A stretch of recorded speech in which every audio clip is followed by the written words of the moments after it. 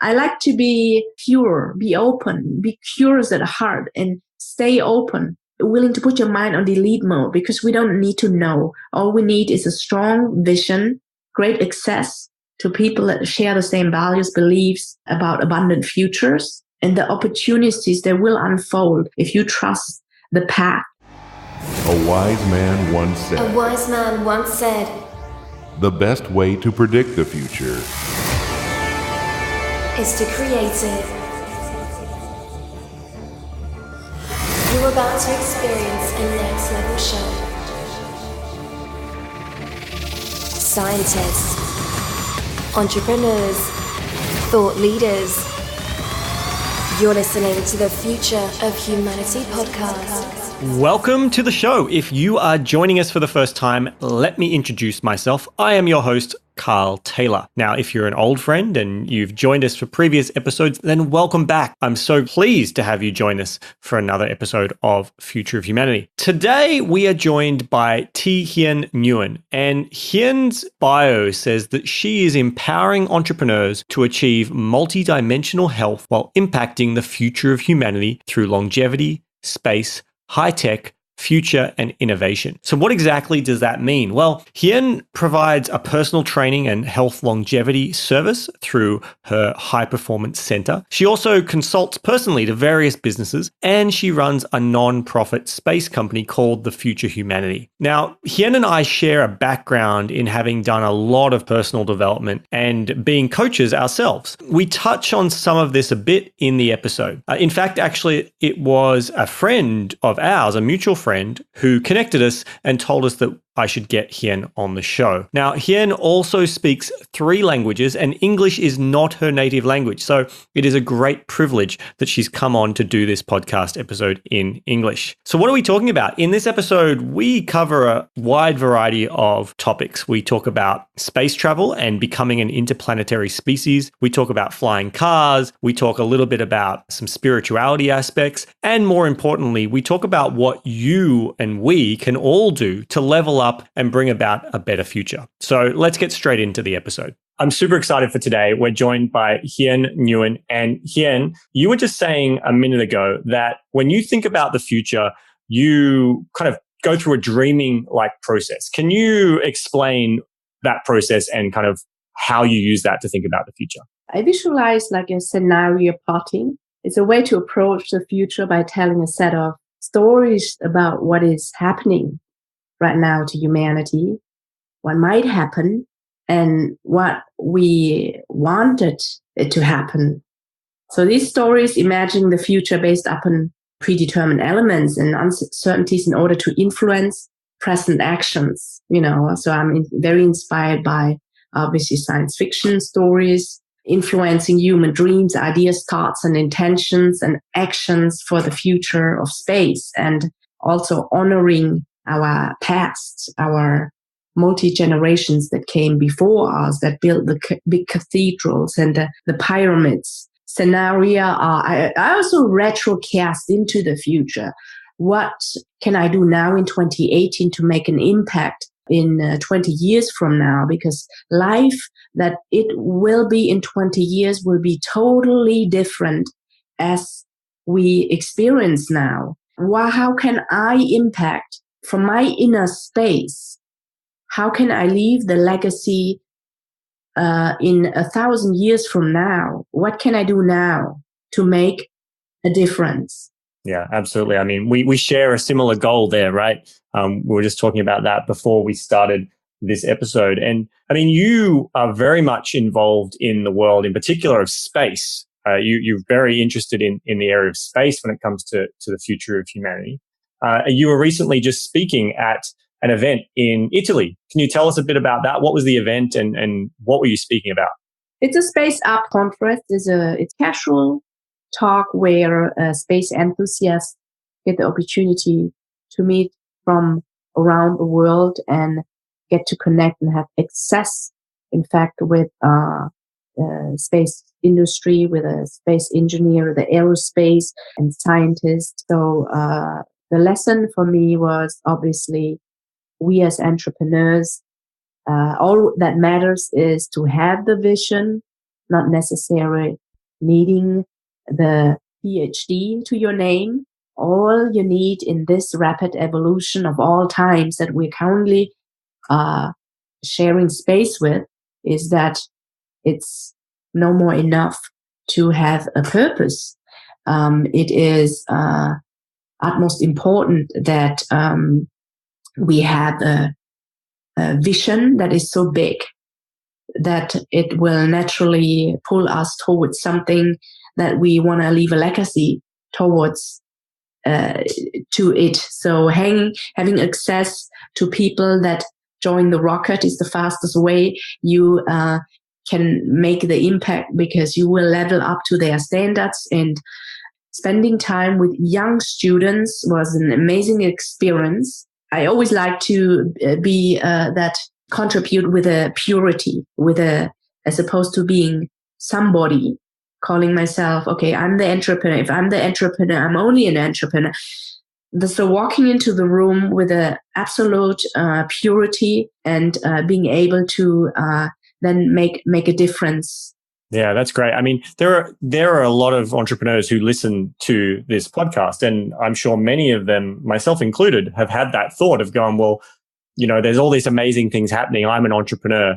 I'd like to be involved. I'd like to do something, but how can I get involved, or what can I do? I don't have that PhD. I don't have those skill sets. I think that's a great realization that you don't have to have that. We just need to get around those people and bring our skill set to the table. You could easily use this as an excuse not to implement on your vision, right? You could say, okay, I'm the only one that has no title in front of my name. And you could say, okay, I feel quite inadequate. No, the future belongs to those that dare to stand tall, be truthfully real about their situation, and go and play full out with their dreams.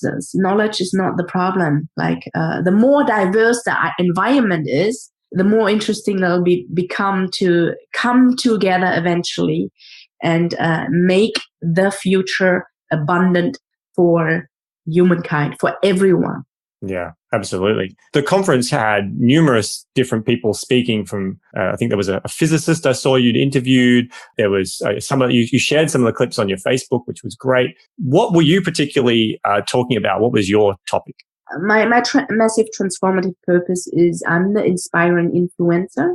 Influence the future of humanity on and off by teaching and educating, providing resources of exponential technologies and innovation. The moonshot is to impact 1 billion lives, to be bluntly inspiring people to travel multiplanetary. So we had a futuristic overview of space. Absolutely. And so when we're talking becoming a multiplanetary species, which is something that Elon Musk talks about and many scientists have spoken about, why do you think it's important, or why is that a goal that you think us as humanity should have to become multiplanetary? Start asking questions. So this is the same question that I asked myself. Why is it that humanity feels the push to go, or do we feel a cosmic pull from space? And where is my role? Where are we currently at? What challenges are we facing? Where are we heading to? And the fact is that we are living in the most rapid change of events in the history of humanity. Everyone heard about technology and so forth, and evolution, and the coaching industry talks about frequencies evolving. But what is behind all of this? Why are we moving so fast? Is this just technology? Or is there maybe a spiritual cause? And is technology related with spirituality? Because at the end, we are from the same source. And without technology, it's not going to be possible for us to reach among the stars. Yeah. Well, I mean, this is an interesting question. I've thought about this too, is why are we in such a rapid transformative time? I mean, yes, we've had times throughout history that we have transitioned, but I truly believe that we are right now in one of the biggest transformations in our history. And it might not be the last. I'm sure hopefully we'll have many more. But I've wondered, is it purely a technological thing? Is there a consciousness element to it from whether you want to call it a spiritual element or whatever your persuasion may be there? But what is it that's kind of culminated us to this point where we're at this tipping point? Is it just purely a population issue? I mean, one of our recent episodes was with Dr. Mel Hart, and she was talking about the challenge we have of 7.6 billion people on the planet right now. And she was saying that estimates say that the planet can really only should be sustaining about 2 billion people. And so, I mean, if that's not a reason that we should probably become multiplanetary, I don't know what else is, but it's a fascinating question. We are always evolving, any species, right? We're always moving. If you ever spent your time talking, interviewing with astronauts and scientists, if you spoke to astronauts, when you view our beautiful blue palette planet from out there, you look down, you see no borders, you see no religions, you see no beliefs. You may see some big city lights, but you can see that the planet is almost literally hanging on strings. I believe we're just naturally evolving as a civilization. As if you may have read the book, The Future of Humanity from Mikio Kaku, I highly recommend. He talks about that humanity is currently there are 3-4, depending on which source you're reading, different stages of civilizations. Humanity is currently at stage 0. We are planetary. And stage 1, I think, you could become exoplanet. And stage 2 would be like a Star Trek. Stage 3 would be like a Star Wars. We are totally intergalactic. Yeah, is it a necessity for us to go to planetary, like Carl Sagan says? If the dinosaurs had a space program, would they still be around? It was like a small size of an asteroid, right? Yeah, the asteroid, I mean, that's one of the things that the late Stephen Hawking used to talk about as well, like why we had to become multiplanetary, because there's just too much of a risk. I mean, in business, we all know, they say for anyone who's a business owner knows it's about managing risk. And right now, and the biggest risk is number one. And right now we're single planetary species, meaning if something happens to this planet, human caused or not, that's that one thing that disappears. What causes it? And I always believe in going back to source, going really deep. It has always a meaningful purpose. It's not like we go to space for adventure, need the endorphin rush, Some maybe the private sector will open up to obviously being a space tourist for fun, But I truly believe, since I personally in the process of applying to go to space, this is for me not like saying, okay, I need the endorphin rush. My life is boring. No, this is just, I got to experience it. And I got to go and experience it. I'll be better to teach it. I will be a bit a social entrepreneur, We learn through experience. And I think this is very important that we really create strong communities, because we're not going to go there on our own. One has to path the way, like a hiker. He paths the way, and for others to make it easier and accessible for them. Because when we start this travel, obviously it's only for the wealthy one, and I would like to envision that it's accessible for everyone. Well, you touched on a couple of things there that I want to come to, and the first one, I think you talked about this commercialization of space from a tourism point of view. And I mean, I want to know, do you think that that's an important step for, while yes, it might be people looking for thrills and endorphin rushes, do you think it's an important step to make the longer vision of us becoming multiplanetary? And because the private investment into that tourism industry, ultimately in the current capitalist society, is going to mean that fuels more investment in technology that improves. It's the same, your phone that you have in your palm was designed for astronauts. The information that we are currently having in the palm of your hand was only accessible for president. And remember how huge the first cell phone was, first actually computer, almost the size of a helicopter, right? So everything is going through, first it's very deceptive, the progress, if it's something new and never explored before. And that's why humanity is always, if you stay curious at heart, you will make and find a way how to make the impossible possible, as long as you believe that I am the possibility. Because when you come from a state of imagination, purity, playfulness, this is one presentation that the scientist that you were pointing to, an Italian scientist, Albert Einstein, had the vision that we are, that in his general relativity theory, when two black holes crash, that it will create gravitational waves. So for a layman, it's pretty much like you're throwing a rock on the river, and it creates those waves. Those are gravitation waves. And Albert Einstein did not have the technology. All he had was a pen and a paper, and going totally into his inner space of the playful child, and he came up with this theory where no one believed, no one could prove, only he could believe. And 100 years later, only 2 years now, we are able to prove his theory with the help of interferometers. Two of them, one in the United States, one in Italy. How amazing is this? How crazy is this? So this is where I talk about, purpose is no more enough. The self-development industry, you all mean good and well, but come on, level up your leadership. Think more than just being a coach, and take on more roles. How do I have to change to make a bigger impact? Because we all want to help. But how can we change from being somebody, as yourself saying, I'm a marketer, and all of a sudden you're sitting here and making the impact for the future of humanity, probably for your future grandchildren. Absolutely. I mean, that's the goal. And we come from a similar background, right? In the personal development world, coaching, we both have that similar background. Obviously, at least you and I have felt a calling to higher than that. I like that. I like what you're saying of level up in the personal development world.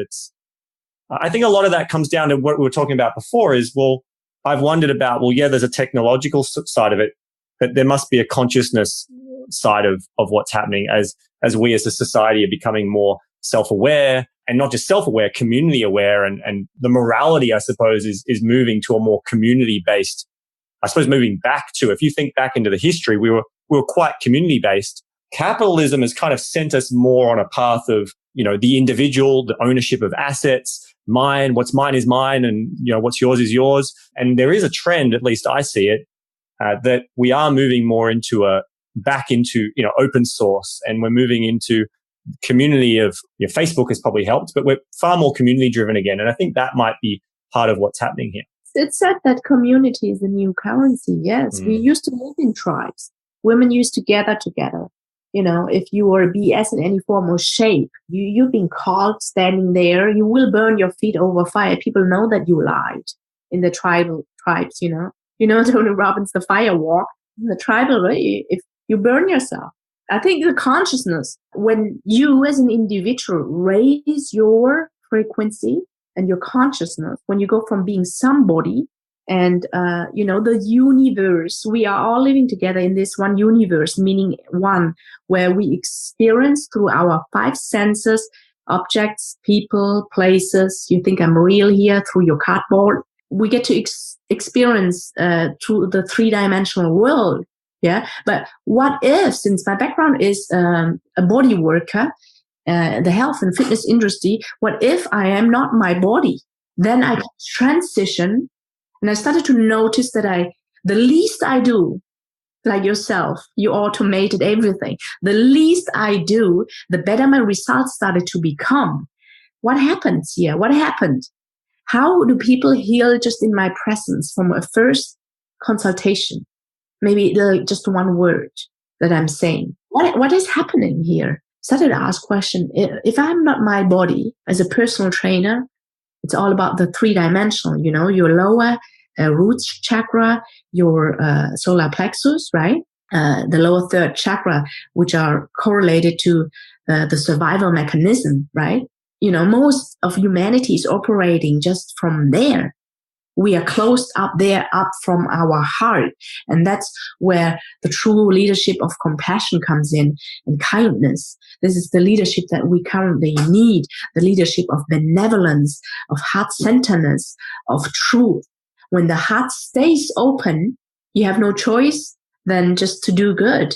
And it's so common in entrepreneurs that they get high blood pressure, right? Because they do all mind and task to-dos all day and have neglected their body, like, Steve Jobs, and, you have neglected their body. All he wanted at his deathbed was connection and health. But I asked the question, okay, who am I if I'm not in my body? Of course, anyone can get there by sitting down and meditating. And I mean, it's interesting that we've gotten onto this topic, because there is talk that, the more scientists start to study some of these things that has been traditionally, I'm going to quote my fingers, go quote unquote woo-woo, that the more we have started to study the universe and understand things on a quantum level, that there has started to be evidence of some of these things being possible. I'm personally a bit on the fence. I'm a fence sitter as to how spiritual I get on that side of things. But it is interesting that, do you think that this is going to be a trend in the future that we're going to see far more? I mean, you're into longevity and the body, and do you think this is a trend we're going to see, that more scientific evidence is going to come out to show that these areas that have been traditionally seen as a bit woo-woo and spiritual will have a scientific basis?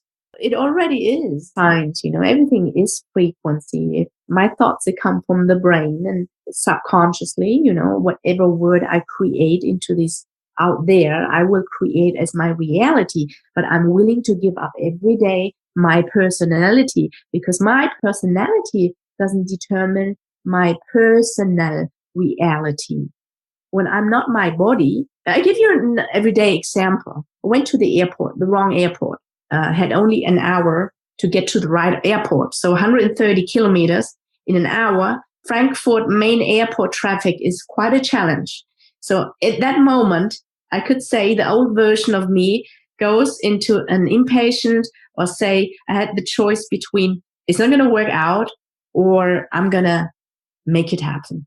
Because logically, in the 3-dimensional universe that we live, going from that airport to that airport, bringing my body from A to B in 60 minutes at peak traffic is impossible, right? So make a swift decision and focus my clear intention that I'm going to make it, and calling in those empowered emotions that I would like to feel, as opposed to quitting, thinking it doesn't make sense. The traffic, the $300 a taxi, the hotels that are already pre-booked, the people that are waiting for you to do presentation, the PowerPoints that I made, and sitting there and focusing. This stuff works, bending time reality. So I'm guessing you made it there within the 60 minutes. I made it. Yeah, you have a choice to create your personal reality. When you have intention and clarity, you are a great futurist. It's open for everyone now. There's different domains in the space, Are you a space explorer? Are you destiny driven? And then there's the space science. Are you discovery driven? And of course, there's challenge with space security. Threat driven. There are debris flying around the orbit all the time. We got to take care of the pollution around our planet. Asteroids are around there. Who's paying the tax to avoid an impact? And then the economics, production driven, space settlements, nanotechnology, human genes driven. What about Earth sustainability? Are you in this domain?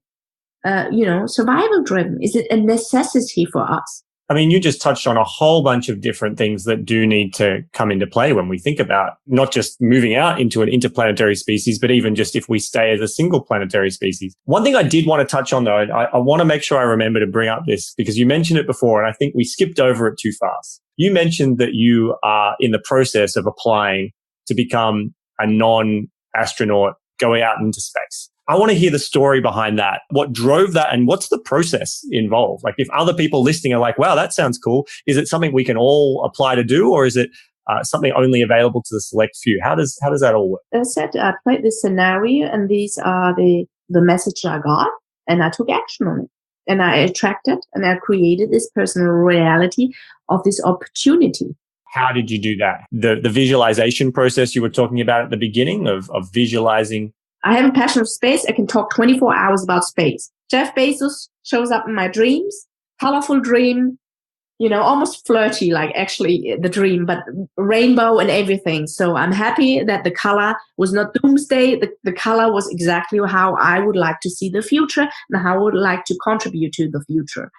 Boom, 1 week later, an email shows up. You get the opportunity to meet him. So I like to be pure, be open, be curious at heart, and stay open, willing to put your mind on delete mode, because we don't need to know. All we need is a strong vision, great access to people that share the same values, beliefs about abundant futures, and the opportunities that will unfold if you trust the path. I'm curious, like in your journey as you are meeting more people involved in space, scientists and CEOs and all of this, how many of them have you found have a similar view of creating intention, visualization, meditation? How many of them are you finding are on a similar path of that versus those who are very head logical driven compared to being more full embodied?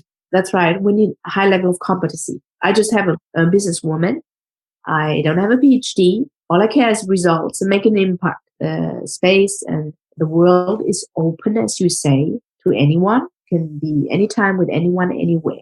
And you just make sure that you spend time with people that are driven towards a high ceiling, high outlook and vision, and you join the rocket, or you stay on the slow train and you'll be consuming it.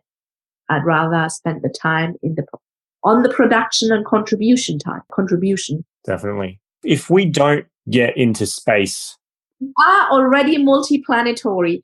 360 days a year, someone is always out there. Are we multiplanetary though? Because they're not necessarily on a planet. They're in the space station. They're not necessarily on a planet yet. We made it to the moon. Last Saturday, we sent an InSight to Mars.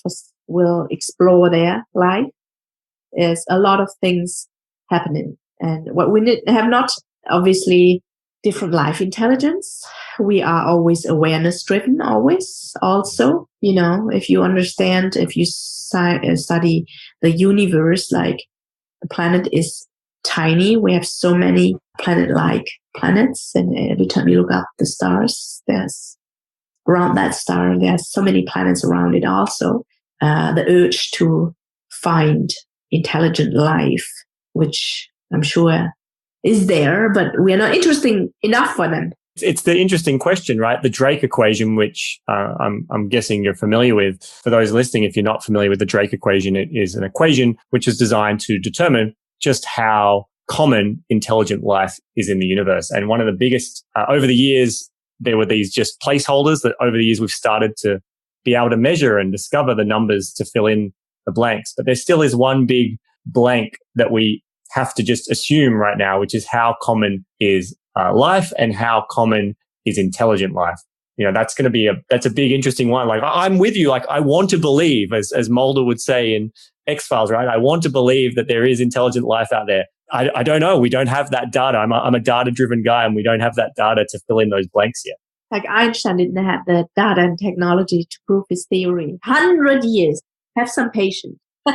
It may or may not happen in yours and my lifetime, but I'm okay with that as long as we're headed in the right direction and we as a society and humanity can choose to create a future that is for the betterment of mankind and not necessarily to our detriment. When you project out in your mind to, let's say, fairly close, like 20 years from now, what do you think life's going to be like in 20 years from now? What will we have achieved?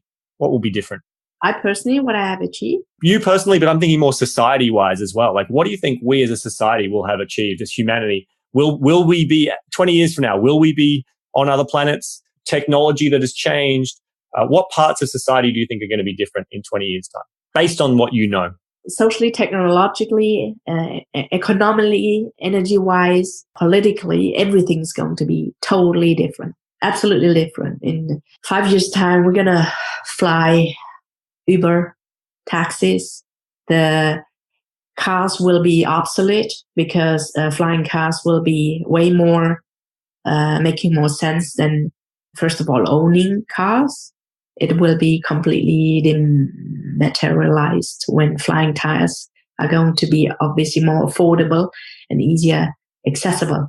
The education also, just everything will change, and I would like to see it really, really prosperous. Yeah, well, I think education needs to become far more personalized, and there's definitely trends showing that that's happening, and the rise of AI is definitely helping with creating a more personalized. I'm interested on the flying car. I agree 100% with the idea of car ownership and Uber.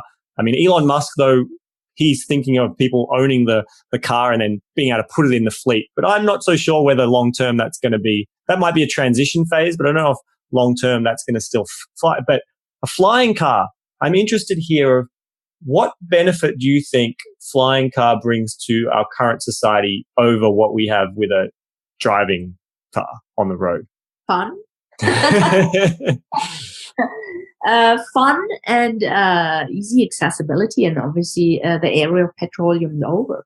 I remember this is something that Elon Musk mentioned when he was launching the Boring Company. I'm okay with there being tunnels under the ground and potentially vehicles going all underneath me kilometers down. I'm a little less happy about a big chunk of machinery, like more than just a few planes, like huge chunks of machinery flying over my head, and something might go wrong and it comes flying down.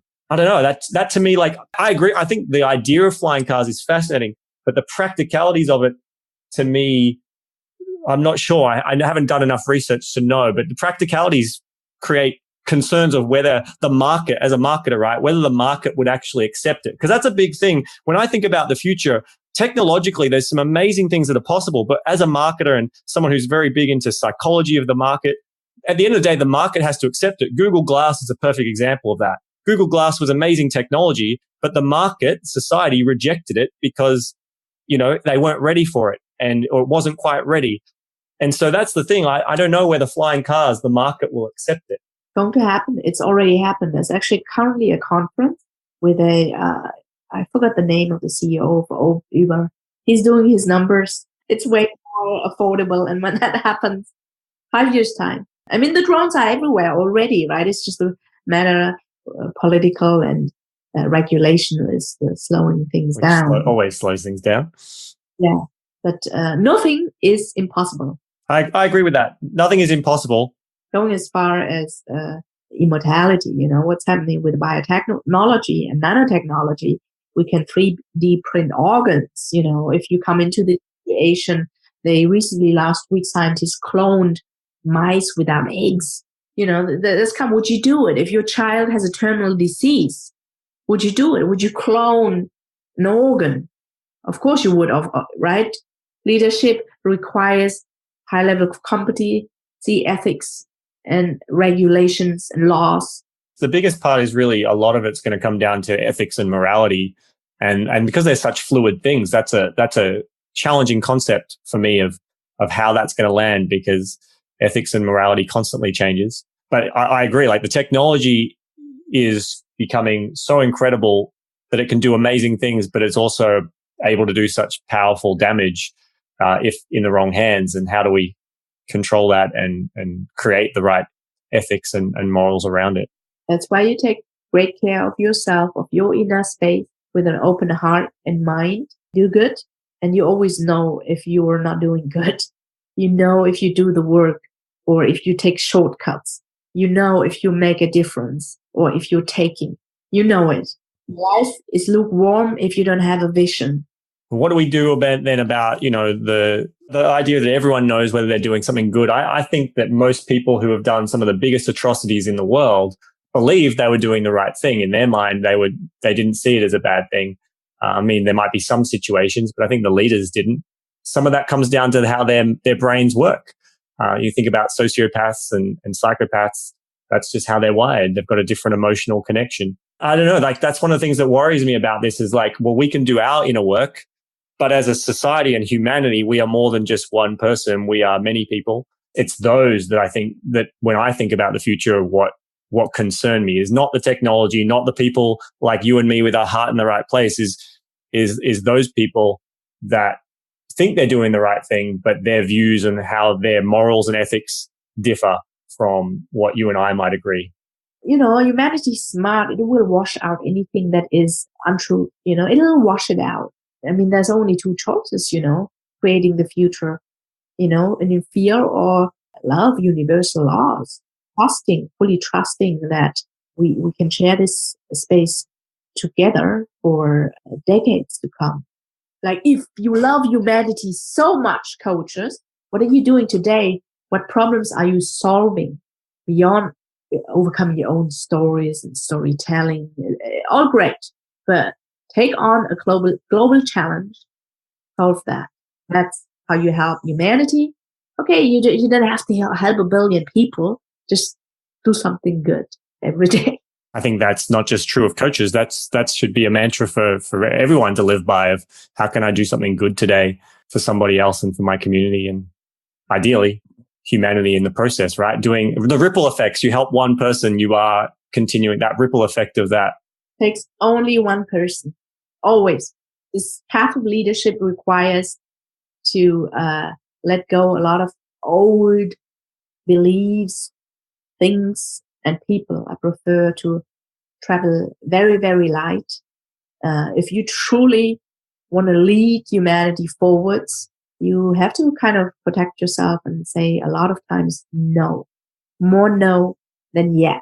Like walking in the desert, you are the only one that sees the Fata Morgana. You are going to be lonely. You're going to be thirsty. How badly do you want it? Absolutely. How badly do you want to create change? By changing yourself first. You shine the light. You do so little. People will feel you, will see you. Just don't worry about, being seen. Focus on making a difference. This has been absolutely fascinating conversation. My final question for you, and I think I already know the answer based on the style of your answers to all these other questions, but when you think to the future of humanity, are you optimistic or are you pessimistic? Abundant. Abundant. For those that do good, we honor our ancestral multi-generations that paved the way for us, where we are at. Where are we now? What can we do? Why? Just keep asking, be curious, and trust the path will unfold. And spend time only with people that shed the light on you, that support you. Not everyone wants to go this path. I don't blame you. It can be lonely. You don't need permission from anyone. When you have an idea and your vision board, all good. Make sure you implement it by taking small milestones. Pick up the phone, put it on paper, read that book, attend that conference, and keep moving humanity forwards. On that note, we'll finish up. For those who want to connect with you further, or to find out more from you, or reach out to you about something, what's the best way for them to find you? Social media, Facebook, LinkedIn, if you're a space enthusiast, LinkedIn. Facebook, I only accept people that share the same space. Longevity, entrepreneurship, and space. Awesome. Very good. Well, we'll have links in the show notes. So if you want to check that out, you can visit foh.show and you'll be able to find those in the show notes. Thank you so much, Hien. It's been an absolute pleasure chatting with you. And I look forward to seeing what you do in the space of the future of humanity. And I'm sure this won't be the last conversation that we have. So we have one project coming now at the European Space Agency, where they asked us to work 24 hours to solve one challenge, a human mission to travel multiplanetary or avoiding an asteroid impact. Those projects and several other projects, I'll just follow me on the social media, and it will be great fun and an honor to share space with you. Thank you so much, Carl. Pleasure. So great. Thanks for listening to the Future of Humanity podcast. To download the latest episode and find the transcript and various resources mentioned in today's episode, visit our website at foh.show. That's FOH as in Future of Humanity, and show as in SHOW. You can also, via our website, contact me with any feedback or suggestions for future episodes. So please do reach out. Now, if you haven't already subscribed, you can find the links to subscribe on all your favorite platforms at foh.show/subscribe. That's foh.show/subscribe. And more importantly, if you'd like to continue the conversation from today's episode and connect with other listeners, then you can join our free community at foh.show/community. foh.show/community. I look forward to seeing you there.